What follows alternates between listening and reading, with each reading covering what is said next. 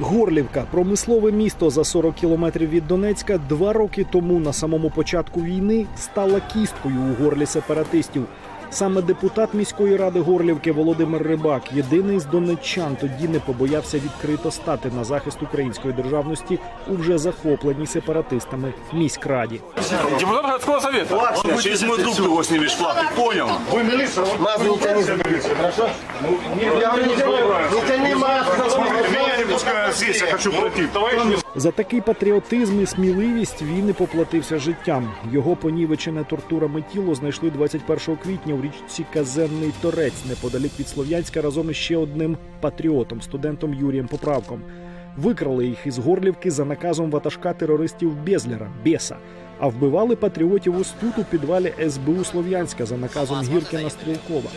Володимир Рибак став першим із цивільних, хто посмертно отримав зірку Героя України під час агресії Росії на Донбасі. Я не готов сейчас сделать заявление, выводы. Я не политик, я милиционер. Мы будем расследовать это убийство. Мы найдем убийцу. Я уверен.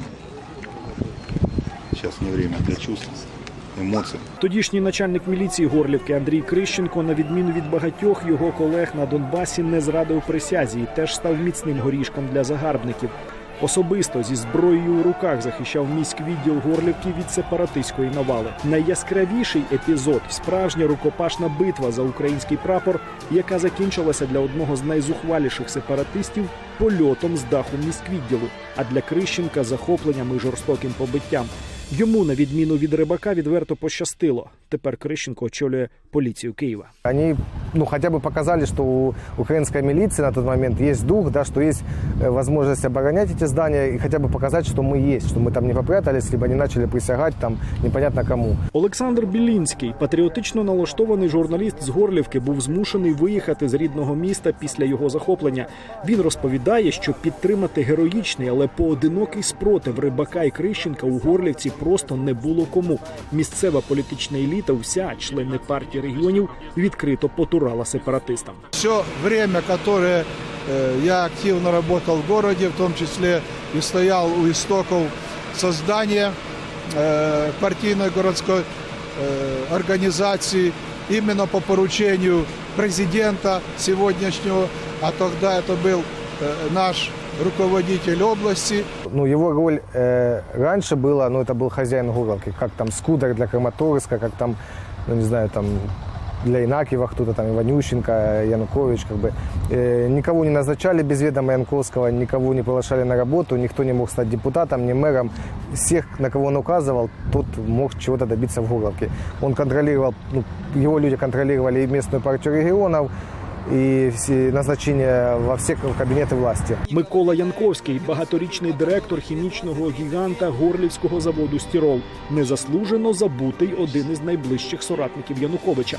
Член його мисливського клубу у Сухолуччі. Сам із когорти так званих «червоних директорів», удостоєних найвищою державною нагородою – золотою зіркою Героя України. То сьогодні наступає время чоловіка. То есть человека познания самого себя, человека создания среды, которая бы помагала чоловіку розвиватися творчістю. Така Кучмівська, напевно, гвардія з того покоління, і це Кучма їм роздавав ці нагороди. Не зрозуміло за що, тому що вони були просто, вони володіли підприємствами, які працювали, приносили їм прибуток, але за це вони ще чомусь були оголошені героями, начебто за якісь заслуги. Хоча чому? Якщо у мене є бізнес, я працюю на себе, чому я герой України? Я не герой, я просто заробляю гроші. Хто справжній герой України, а хто ні, чітко показали події на Донбасі дворічної давнини. Але ще до них, на самому початку президентства Януковича у 2010 році, Янковський продав завод «Стирол» олігарху Фірташу. Той саме збирав докупи свою хімічну імперію.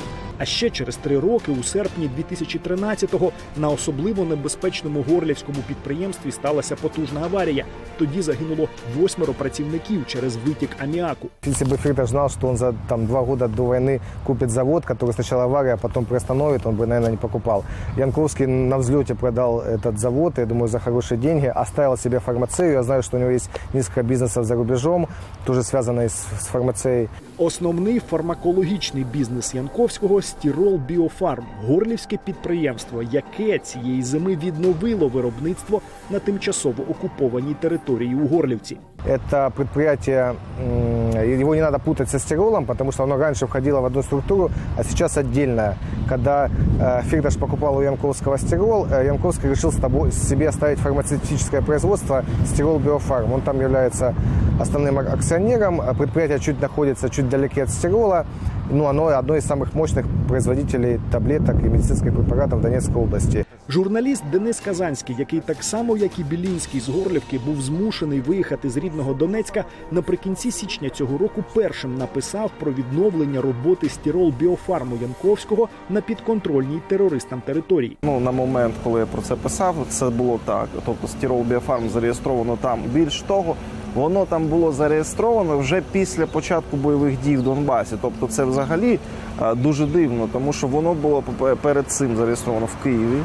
А ближче, там, здається, це вже навіть осінню 2014 року, тобто коли там всі ці бомбардування, Іловайське, все інше, воно було зареєстровано там, на окупованій території. Після статті Казанського і доволі гучного її розголосу «Стирол Біофарм» розродився гнівним листом, розісланим у провідні медіа. Мовляв, ми не працюємо під владою терористів, податків їм не платимо, зареєстровані у Києві. Це така ж правда, як і те, що підприємство Янковського реально працює у Горлівці, виробляє медикаменти так необхідні не тільки цивільному населенню, але й бойовикам незаконних збройних формувань. «Стирол Биофарм» тоже работает, там уже дважды была делегация от Министерства экономики. Сначала приезжала такая Елена Самохина, она была министром экономики ДНР, и приезжал Денис Пушилин. Они с ревизией, есть видео, где они ходят по заводу, им показывают производство, при них запускают все цеха рабочие. Если удастся решать конфликт дальше и мы получим некие договорные отношения, то, конечно же, для нас рынок сбыта украинский будет важен. Только что мы посетили производственные мощности «Стирол Биофарма» и в ходе рабочей встречи обсудили те текущие вопросы и проблемы, которые есть у предприятия. Для нашей Донецкой Народной Республики данные предприятия являются очень важными, потому что прежде всего это снабжение таблетками, витаминами, необходимыми препаратами.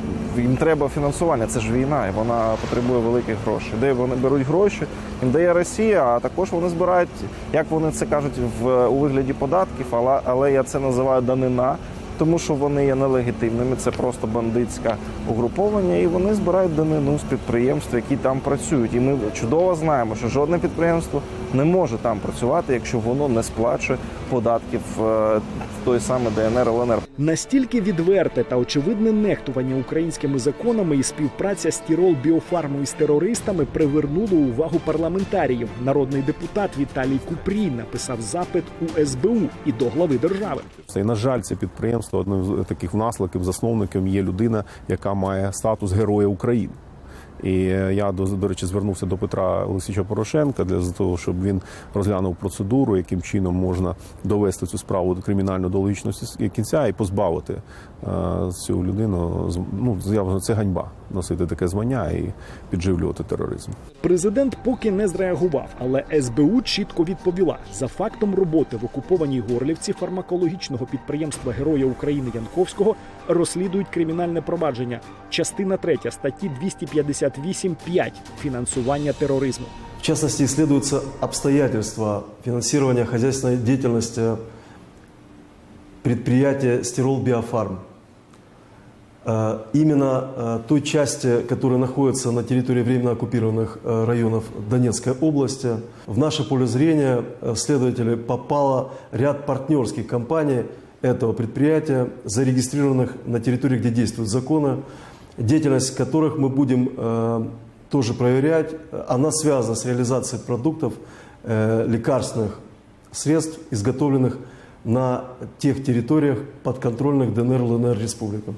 Але де ж сам герой України, близький соратник Януковича Микола Янковський, власник горлівського Стирол Біофарму? Я уже по своим источникам узнал, что Янковского нет в Украине, да, то есть он либо в Соединенных Штатах, либо в Монако, и он пока не появляется здесь. Я очень сомневаюсь, что завод запустили на полную мощь без ведома Янковского. Наразі я бачу, що держава нікого не захищає, вона бачить цих людей, які так фінансують нашого ворога, при тому вони залишаються тут, вони тут спокійно працюють і на них немає взагалі жодної управи, жодного покарання вони за це не несуть. Тож чим завершиться розслідування СБУ фінансування тероризму горлівською компанією Стирол Біофарм? Спецслужба поки що прозвітувала про завершення слідства у 7 подібних справах. Так само поки що не покарані винні у вбивстві міського депутата Горлівки Володимира Рибака.